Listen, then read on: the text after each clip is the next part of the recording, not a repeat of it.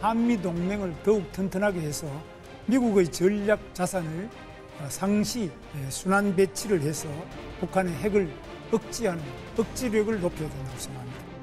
한미 핵공유 협정 추진하고 한미 원자력 협정을 개정하고 핵 추진 잠수함 사업 추진하겠습니다. 핵 추진 잠수함을 도입해서 적의 어떤 도발에도 흔들리지 않는 안보 체제를 구축하겠습니다. 트럼프 정부를 설득을 해서 남북 핵 균형을 이루도록 그렇게 하지 않으면 우리는 북한 김정은의 핵 노예가 됩니다.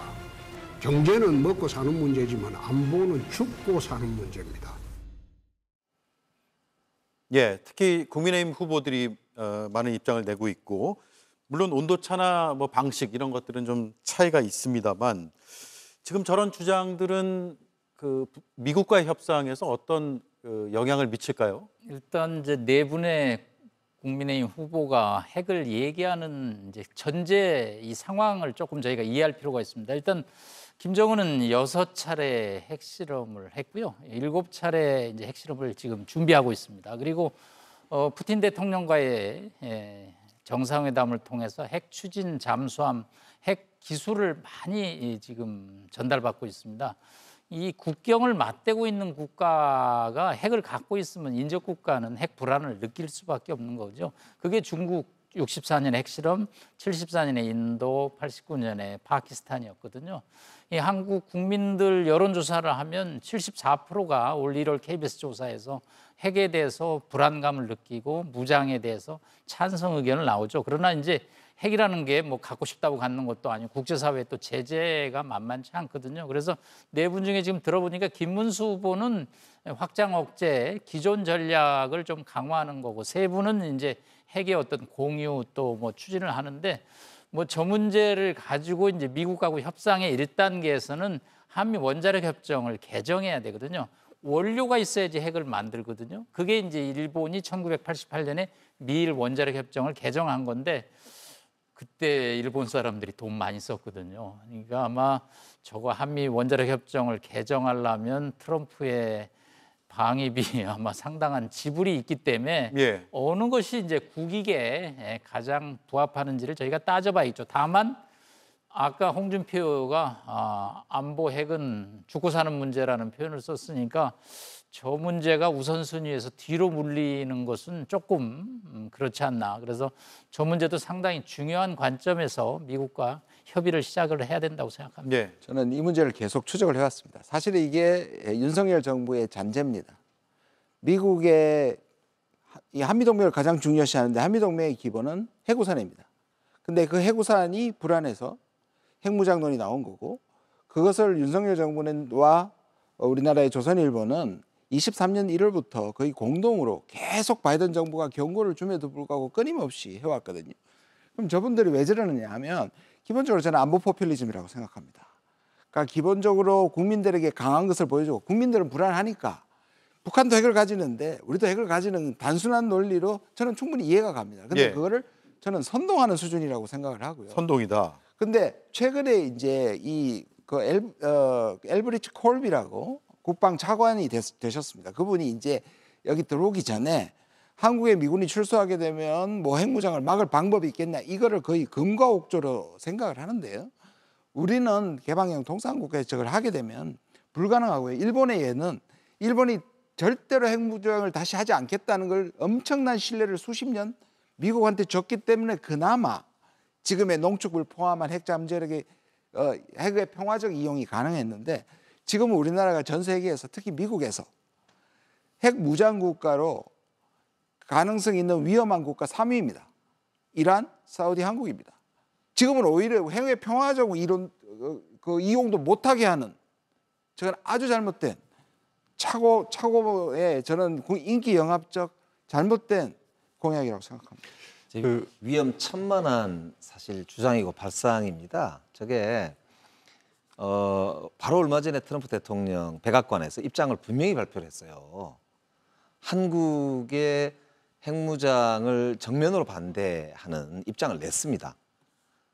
백악관의 발표를 보면 NPT 체제를 지지한다 이렇게 명시적으로 이야기를 했어요. 그러니까 한국에서 지금 이제 과도 정부 내에서도 그렇고 대통령 선거가 있으니까 트럼프 대통령이 한국하고 이제 협상을 하려고 하니까 한국 상황에 대해서 잘 알 거 아닙니까? 이게 위험해 보이니까 명시적으로 뭐 우리도 마찬가지 아닙니까? 청와대에서 어떤 발표를 한다 그러는 거는 중요한 발표는 당연히 대통령의 의중이 실리는 거니까요. 그러니까 NPT 체제를 지지한다 이 말은 한국에서 핵무장 하려면 NPT 체제 탈퇴해라. 그 NPT 체제를 탈퇴하면 어떻게 됩니까? 북한처럼 됩니다. 경제 제재도 받아야 되죠. 그럼 대한민국이 수출 통상 국가로서 지금 수출이 안 되면은 어떻게 되느냐? 또 하나 좀 여쭤보고 싶은 게 우리나라 원자력 발전이 많잖아요. 핵 원료를 그러니까 원자력이죠. 원자력 연료를 만약에 우리한테 공급해주지 않으면은 지금 있는 원자로 어떻게 합니까? 그 만약에 이제 미국이 걱정이 되거나 하면 그 원료를 우리한테 우라늄을 공급을 안 해줄 거 아닙니까? 그러면 지금 가동되고 있는 원전은 도대체 어쩌자는 거냐 이거. 예. 이렇게 무책임한 주장을 지금 하는 거는 오히려 저는 트럼프 대통령하고의 이런 이제 통상 경제 영역의 협상을 방해한다. 오히려 간섭 현상이 발생하기 때문에 이거는 저는 즉각 중단하는 게 옳고 그게 국익에도 전혀 도움이 안 된다. 예. 오히려 국익을 해칠 수도 있다. 예, 저도 핵무장론에는 반대합니다. 예. 뭐 사실 우리가 핵무장을 하게 되면 기본적으로 북한의 핵 개발에 면죄부를 준 효과가 생기거든요. 그래서 국제사회가 지금 북한이 핵 개발하는 거를 단념시키기 위해서 많은 제재 조치도 하고 있는데 그런 게 다 약화되는 거죠. 그다음에 아까 우리 김 의원님 말씀하셨듯이 우리는 또 국제사회로 제재를 받게 되면 우리가 개방형 통상 국가니까 우리 경제가 좀 버티기가 쉽지 않습니다. 그래서 그런 코스트가 크기 때문에 그다음에 가장 중요한 건 뭐냐면 그러면 그래도 대안이 없다 그러면 우리 해야 되겠죠. 지금 이 얘기가 나오기 시작한 이유가 있습니다. 그 이유는 뭐냐면 한 20년 전만 해도 북한의 핵무기는 우리를 위협하는 거가 아니라고 많이 생각했습니다. 그때 뭐 통일되면 우리 거 될 걸 뭐 이렇게 얘기하신 분도 많았거든요. 그런데 얼마 전에 북한이 이제 전술핵 무기를 개발해서 이제 우리한테 탄두도 보여주고 시작했거든요. 전술핵 무기는 우리한테 쓰는 거지 않습니까? 그래서 북한이 가진 핵무기가 우리를 직접 위협하는구나 하는 생각이 우리 국민들 사이에 생긴 겁니다. 그래서 이제 이거 뭐라 어떻게 해야 되겠다. 북한의 저 핵 위협을 어떻게든 막아야 되겠다는 생각이 드니까 쉽게 이제 떠오르는 게 핵무장인 거죠. 핵무장인데 지금 아까 내 후보께서 말씀하신 것 중에 아마 우리 홍준표 후보께서 얘기하신 게 핵무장에 제일 가까운 것이고 나머지 세 분은 사실 핵무장을 얘기 안 하셨습니다. 김문수 후보는 아까 얘기하신 대로 확장 억제를 얘기한 거고 그다음에 안철수 후보는 핵공유를 얘기했거든요. 예. 핵경호, 핵잠수함. 핵공유는 핵무장이 아닙니다. 핵공유는 나토가 이미 하고 있고 미국의 핵무기를 우리가 이제 거기에 이제 운반 수단을 우리 거를 하겠다는 그런 개념이지 우리가 핵무장을 하겠다는 게 아니거든요. 그다음에 핵잠수함 얘기는 지금 안철수, 한동훈 두 분이 후보요. 얘기했는데 예. 핵잠수함도 핵무기가 아닙니다. 핵무장이 아닙니다. 그리고 핵잠수함은 조금 과거에는 미국이 반대를 많이 했는데 미국 입장도 조금 바뀌고 있습니다. 그건 뭐냐면 오커스라는 걸 해서 미국이 이미 호주에 핵잠수함을 제공하는 협정을 했습니다. 협정을 하면서 충분히 호주가 핵잠수함을 갖더라도 그것이 호주의 핵개발로 이어지지 않게 하는 장치를 다 마련했습니다. 그래서 지난번에 제가 미국에 가서 미국의 이제 비확산론자들하고 얘기를 하는데 핵잠수함을 갖는 거에는 옛날보다는 훨씬 개방적인 자세로 바뀌었더라고요, 한국이. 그래서 그런 걸 하자는 거니까 사실은 지금 얘기하신 후보 중에서 핵무장을 홍준표 후보 외에는 주장하신 분이 없습니다. 예. 그래서 아마 그렇게 크게 걱정 안 하셔도 되지 않을까 싶습니다. 근데 이 부분이